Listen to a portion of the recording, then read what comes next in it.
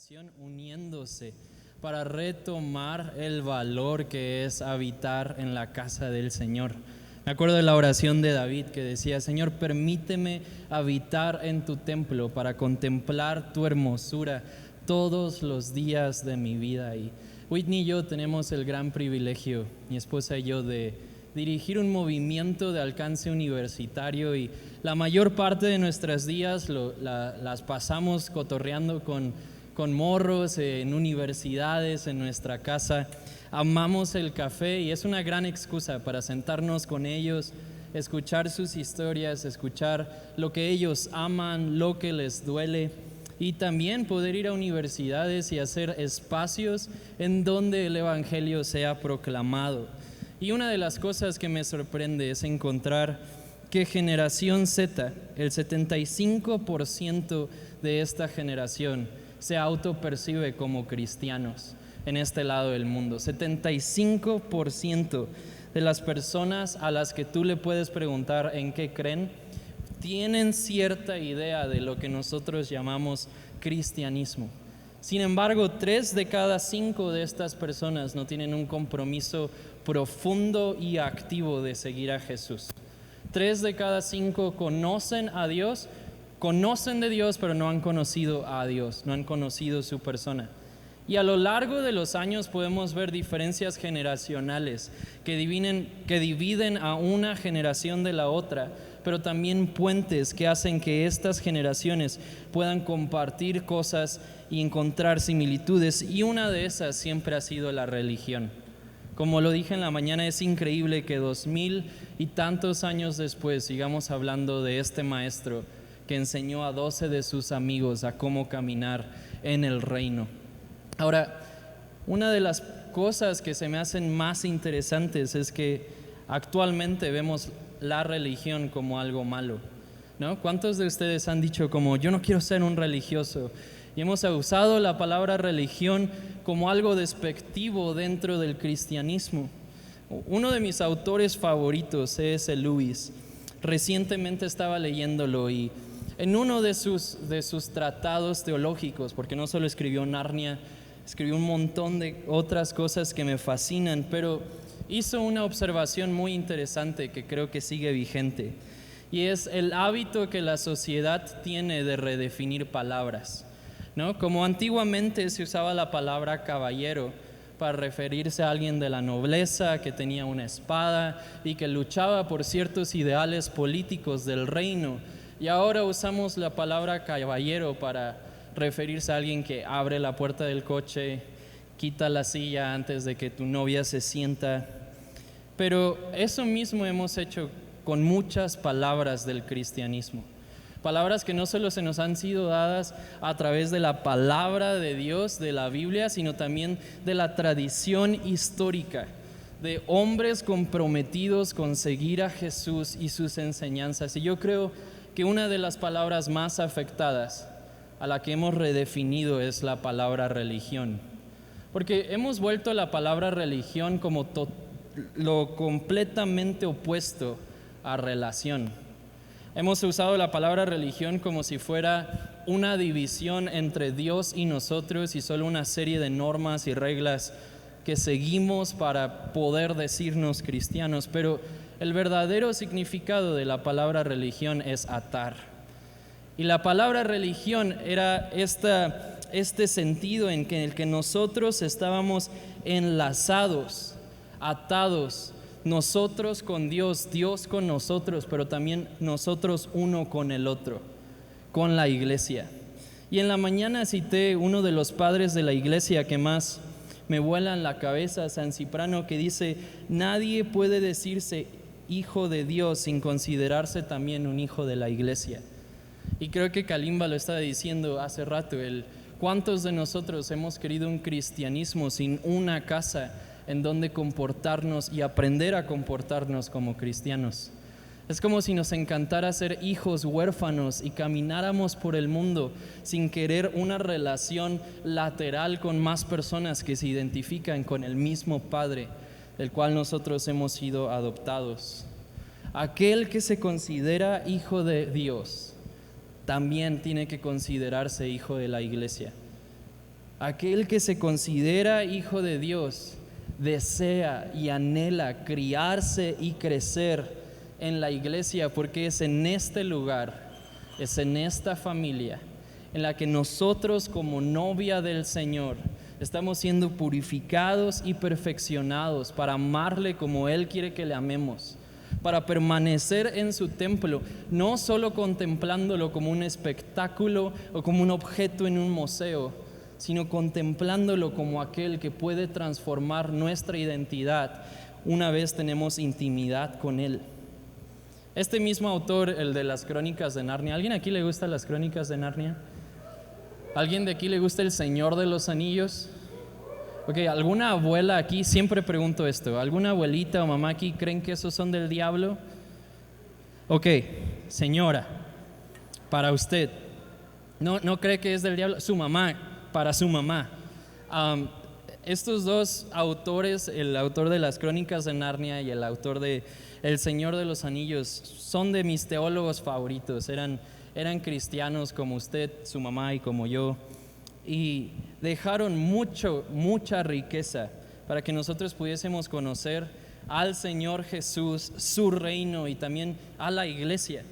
Y me encanta que Luis dice que el hecho de que nuestro corazón no puede satisfacerse con nada de lo que vemos en la tierra es la inevitable excusa. El hecho de que nuestro corazón no puede llenarse ni satisfacerse con nada en esta tierra es la prueba de que la tierra no es nuestro hogar. El que veamos tanto, tengamos tanto y aún así no estemos satisfechos es la prueba de que estamos en un peregrinaje y que estamos de paso, que aún no llegamos a nuestro hogar. Este mismo hombre, C.S. Lewis, dijo que el Hijo de Dios se hizo hombre para que los hijos del hombre pudiesen ser llamados hijos de Dios. El Hijo de Dios se hizo hombre para que nosotros pudiésemos ser llamados hijos de Dios. Y creo que vale la pena entonces hablar de este hombre que caminó en la tierra, de este hombre que vemos llamando a sus discípulos a seguirle, de este hombre que su existencia, su vida, su muerte y su resurrección le da sentido a todo a nuestro alrededor. Amigos, el cristianismo no es meramente lo que el hombre hace cuando está solo o cuando se reúne. El ser cristianos no nada más es lo que pasa en la iglesia o cuando nadie nos ve. No es nada más el evitar pecar, no es ni siquiera lo que Dios hace con nuestra soledad. El cristianismo habla de Dios descendiendo a la estridente publicidad de la historia y sancionando lo que no le pertenece a la historia de este mundo, sancionando en la tierra aquello de lo cual se puede y se debe hablar. En este entonces de la historia que estábamos hablando hace rato, todas las culturas apuntaban a un bien mayor y a un poder superior. Y quiero que abran su Biblia primero conmigo en el primer capítulo del Evangelio de San Juan. Y me encanta empezar con lo que vimos hace rato, Génesis 1:1. En el principio creó Dios los cielos y la tierra estaba desordenada y vacía. Pero a pesar del vacío, de la oscuridad y el desorden, el Señor decide moverse. Así que si tú estás atravesando una temporada que se ve así, desordenada, vacía y con caos en todo tu alrededor, muy probablemente no tienes que escuchar el consejo de mi abuelita de ve y arregla tus asuntos y después ven y haz las paces con el Señor, porque el Señor sabe moverse en el vacío, en la oscuridad y en el caos. Y podemos ver eso también en la historia de Jesús. Ahora, quiero que hagamos algo. Piensa en eso. En el principio creó Dios los cielos y la tierra. Pero en vez de cielos y la tierra, ¿por qué no pones tu nombre por un momento? En el principio creó Dios a John. Y John estaba desordenado y vacío, y las tinieblas cubrían su vida. Pero el Espíritu de Dios se movía sobre aquella vida. Y cuando Dios dijo, sea la luz, fue Jesús. Y Dios vio que la luz de Jesús en mi vida era buena. Otro de mis teólogos favoritos dice que todo lo bueno que hay en mí es Cristo y todo lo malo está esperando a que Cristo lo purifique. Y estamos en Juan 1:1. En el principio era el Verbo y el Verbo estaba con Dios y el Verbo era Dios. Y todas las cosas fueron hechas por medio de Él, y sin Él nada de lo que ha sido hecho fue hecho. En Él estaba la vida, y la vida era la luz de los hombres, y la luz resplandece en las tinieblas, y las tinieblas no prevalecen contra ellas. ¿Se acuerdan de lo que hablábamos en Mateo cuando Jesús estaba frente a las puertas del infierno? Y que las puertas del infierno no iban a prevalecer contra la iglesia, porque desde el inicio el testimonio de Jesús es que la oscuridad no puede prevalecer contra la luz. Ahora, en El Señor de los Anillos hay esta frase que me encanta. ¿Alguien vio la serie nueva de Los Anillos del Poder? ¿No? Un par. ¿Se acuerdan que al final, cuando está ahí Galadriel y hay todo un relajo, dicen que la oscuridad no puede ser derrotada con fuerza, sino solo con la luz? Ahora, esto me encanta porque me hace pensar en Juan 1, en que la oscuridad de este mundo, en que el pecado por el que vivimos rodeado, en que las injusticias, en el que el dolor, todo eso no va a poder ser combatido con nuestro buen esfuerzo por luchar contra eso, sino solo con la luz de Jesús. La oscuridad en este mundo no puede ser derrotada con nuestra fuerza, sino solo con una luz que es más poderosa que cualquier oscuridad. A todos los que le recibieron, dice la Biblia, primer capítulo de Juan, versículo 12, todos los que los recibieron, a todos los que creen en su nombre, les dio potestad de ser hijos de Dios. El Verbo se hizo carne y habitó entre nosotros, y vimos su gloria, gloria como la del unigénito del Padre. En este tiempo, en esta temporada de la historia, era común hablar del Verbo, que en este entonces era el Logos.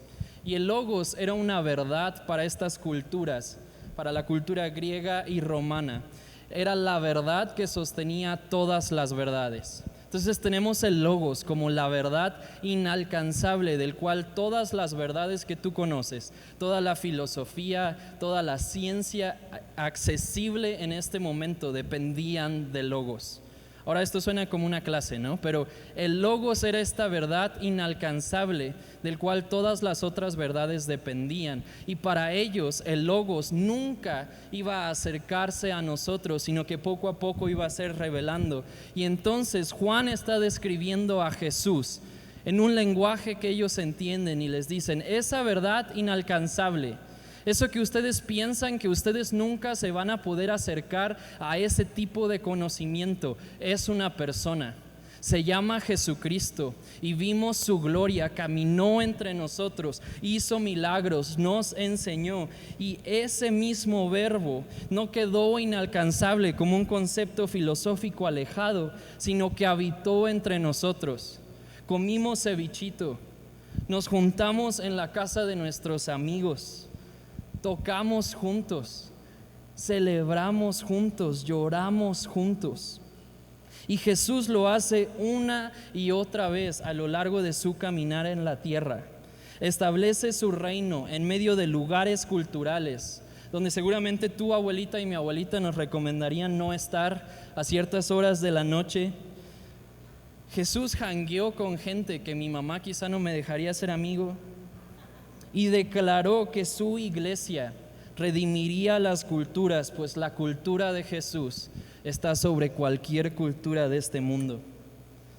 Otro de mis autores favoritos, Chesterton, un teólogo inglés que era un hombre gordo, que habló tanta verdad a nuestro mundo, dijo que el Evangelio ha muerto y resucitado muchas veces. El Evangelio ha muerto en diferentes generaciones y tradiciones. El Evangelio ha muerto en diferentes países, pero siempre ha resucitado, porque tiene un Dios que sabe cómo salir de la tumba. Esta es la verdad a la cual nosotros nos aferramos. No sé qué es lo que tu secundaria o preparatoria cree. Puede que crean que el Evangelio ha muerto, pero nuestro Señor sabe cómo salir de la tumba y lo seguirá haciendo. El Evangelio va a dar la luz a las naciones y lo va a hacer a través de su iglesia. Estábamos hablando en Mateo 16 que la confesión de Pedro fue el fundamento para que los discípulos comenzaran a ser llamados cristianos. Ahora, la palabra cristianos era una burla en este entonces. Era los que hablan de Cristo cuando comen, los que hablan de Cristo cuando se reúnen, Cristo esto, Cristo el otro. Era como los Swifties de este entonces, ¿no? O los Believers, Cali Lovers, ¿no? ¿Te dicen algo? ¿Tus fans se llaman algo? Ok, Cali Lovers. Hoy lo inauguro, bro. Y estaban burlándose de este tipo de seguidores que todo lo que hacían era hablar de su maestro. Pero Jesús establece que la confesión de la fe que nosotros tenemos en Él, sobre Él y acerca de Él, iba a redimir no solo nuestras vidas, sino la cultura. Y que así como en Juan 1, las tinieblas no iban a prevalecer contra la luz, asimismo las puertas del infierno no prevalecerían contra la iglesia. Jesús está literalmente parado en Mateo 16 frente al escenario físico que ellos conocían como las puertas del infierno y está hablando de la redención que Él iba a traer. Pero así como en Juan capítulo 1, no lo iba a traer con un concepto filosófico alejado, no lo iba a traer con una clase de lenguaje que tú y yo no podemos hablar, sino que lo iba a traer a través de habitar entre nosotros. Jesús está estableciendo que el Evangelio no es un asunto solo de púlpitos, pero de mesas. Que el Evangelio de Jesús se debe dar en las mesas, en donde tú y yo comemos con nuestros amigos y no nada más en los púlpitos, en donde admiramos una buena predicación. Jesús lo está haciendo una y otra vez. Me encanta pensar en este pasaje donde Jesús declara que el reino iba a ser establecido en el lugar en el que el dolor iba a ser más agudo. N.T. Wright, otro gran escritor, dice que Jesús no da una explicación para el dolor y la tristeza del mundo. ¿Alguien les ha preguntado como si Dios existe y es bueno, por qué tantas cosas malas suceden en la tierra? Amigos, Jesús no da una explicación para el dolor y la tristeza del mundo, sino que llega allí donde el dolor es más agudo y lo asume. Jesús no explica por qué hay sufrimiento, por qué hay enfermedad o por qué hay muerte en el mundo, sino que Él mismo trae la cura. Él mismo es la cura y la esperanza. Jesús no permite que el mal sea un problema de objeto de estudio en un seminario, sino que deja que el mal se ensanche con Él, lo agota, drena su poder y emerge con nueva vida. Este es el mensaje del Evangelio, en que no nada más es una enseñanza que nosotros estudiamos y contemplamos como una ciencia, sino que lo apropiamos a nuestra vida y nos sentamos con la persona de Jesús en una mesa pidiéndole que nos enseñe, que nos enamore y que nos guíe a ser purificados y a vivir por y para Él. Que Jesús no solo fue un concepto, sino fue una persona. Nos invitó a su mesa, preparó pescadito zarandeado después de que lo crucificaran y se lo invitó a sus discípulos, comió con ellos y nos invitó a reproducir este mensaje a las naciones. No estás aquí solo para recibir una buena palabra, ser animado, sino estás aquí para ser transformado y comisionado. Charles Spurgeon dice que cualquier cristiano es un misionero o simplemente un impostor. ¿Qué clase de cristianos vamos a ser hoy? Quiero que imaginen con nosotros en estos últimos minutos una historia que me encanta. Ya dijimos que el Evangelio no es un boleto para escapar el mundo, sino para participar en su redención. Y la tierra entera está esperando y gimiendo con dolores de parto que los hijos de Dios seamos revelados y participemos de esto. Jesús se hace presente en el dolor y lo camina con nosotros. Y la iglesia tiene la misión de construir en medio de esta cultura y no aislarse de ella. Esto quiere decir que si lo llamas santo, tienes que vivir en santidad. Que si lo llamas justo, tienes que hacer justicia. Que si lo llamas amor, tienes que amar sin medida. Que tu respuesta acerca del Evangelio tiene que ser la historia que el mundo lea acerca de Jesús. Si quieren pasar el piano a ayudarme en estos últimos minutos. ¿Alguien ha escuchado la frase, predica el Evangelio y si puedes abre la boca? ¿Sí? ¿Sí? Patrañas. Predica el Evangelio y siempre abre la boca. Que lo que digas, que esta comunicación que tú tienes acerca del mensaje de Jesús sea sostenida con lo que hagas, pero que jamás ceses de hablar quién Jesús es. Que tu presencia profetice sanidad.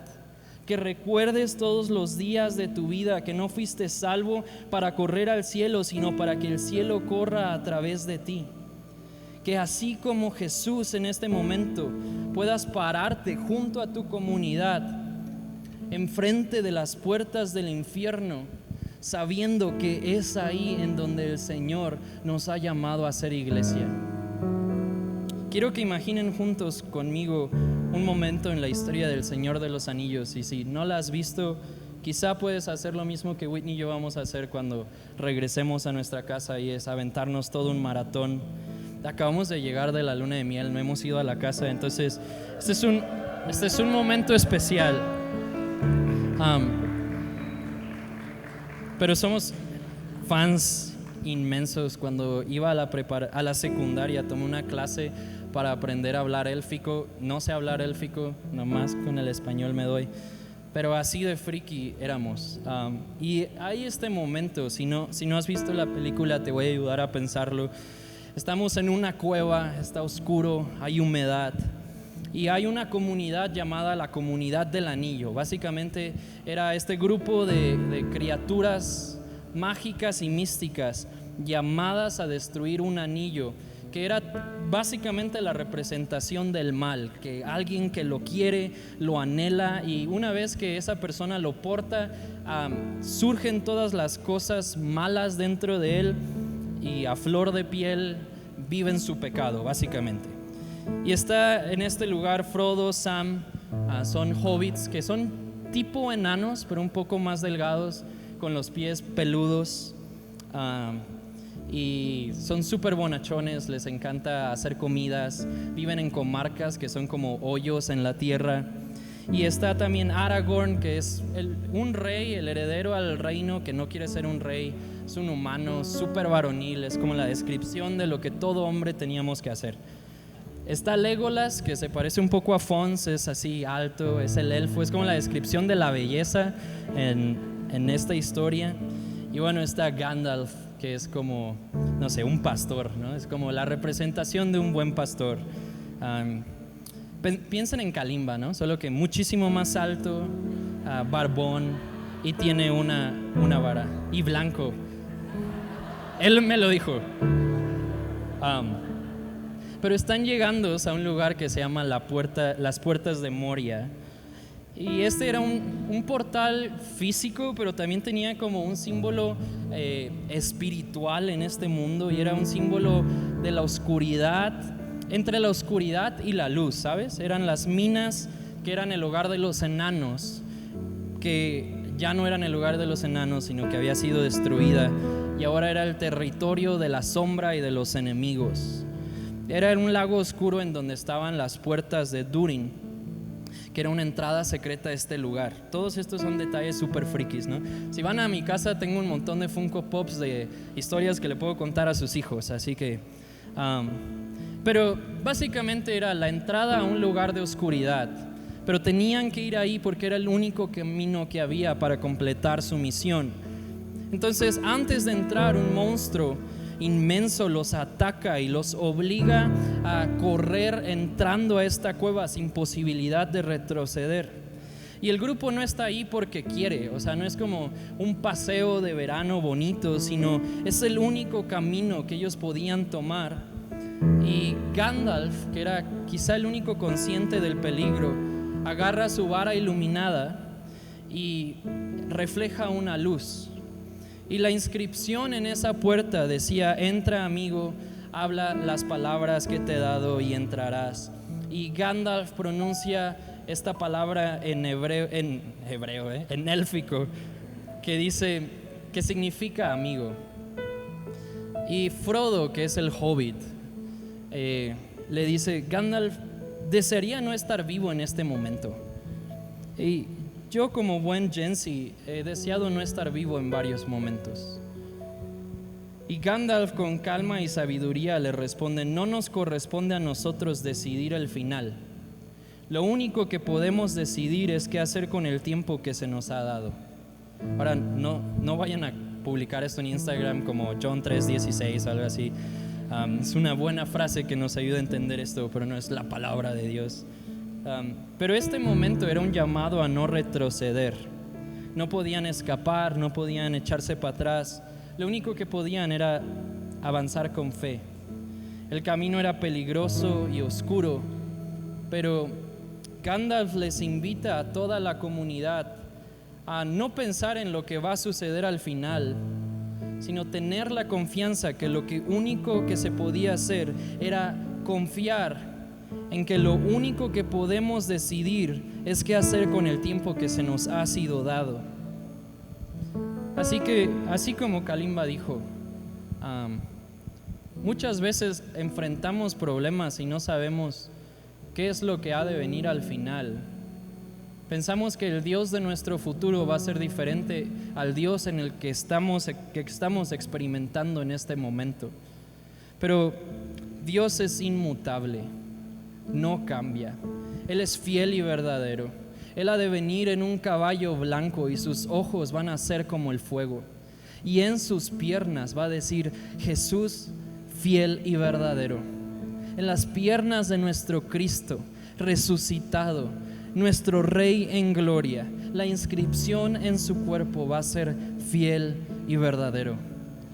Nuestro futuro descansa en las manos que lo está escribiendo. Amo las historias, amo Narnia, amo El Señor de los Anillos, amo a Spider-Man, amo contar historias porque solo son un reflejo de la mejor historia jamás contada, que es el Evangelio de Jesucristo. Todas las grandes historias apuntan a la necesidad que como creación, que como humanos tenemos de vivir aventuras, de tener nuevos nombres, de estos hombres comunes y corrientes ser llamados a una aventura en donde nosotros somos los héroes y le damos beneficios a nuestra comunidad. Un hombre llamado Joseph Campbell tiene toda una teoría acerca de esto y ayudó a escribir Star Wars. Pero de algo estoy seguro, que el Señor sí toma personas comunes y corrientes y transforma sus nombres, sus identidades y revela sus propósitos. Que el Señor sí nos invita a una aventura que tú y yo podemos vivir. Que el Señor sí nos deja bendecir a nuestra cultura, redimir nuestra sociedad y anunciar que el Evangelio es la cultura mayor a cualquier cultura y por eso puede traer redención. Estoy seguro que la tierra te está esperando a ti y a mí, a que nos revelemos como hijos de Dios y participemos de esto. Amigos, ese es el momento de que los santos podamos contemplar a aquel que es santo, santo, santo, y que podamos tener una santa rebelión. Que el mundo vea que Jesús es el Señor y que porque nosotros tenemos constantes encuentros con el Rey, sabemos cómo el reino funciona. Que sabemos que quizá Jesús no ha dado una explicación para el dolor, pero que lo ha asumido. Que quizá la angustia del día a día, la tristeza del mundo puede estar consumiendo a nuestra generación, pero Jesús ha tomado toda enfermedad y toda muerte en sí, Ha dejado que se ensanche en él, pero también lo ha agotado, lo ha drenado y ha emergido con nueva vida. Así que, hermanos, ¿por qué no nos ponemos de pie? En las pantallas va a estar Efesios 1, 18 al 23. Y quiero orar esto sobre ustedes.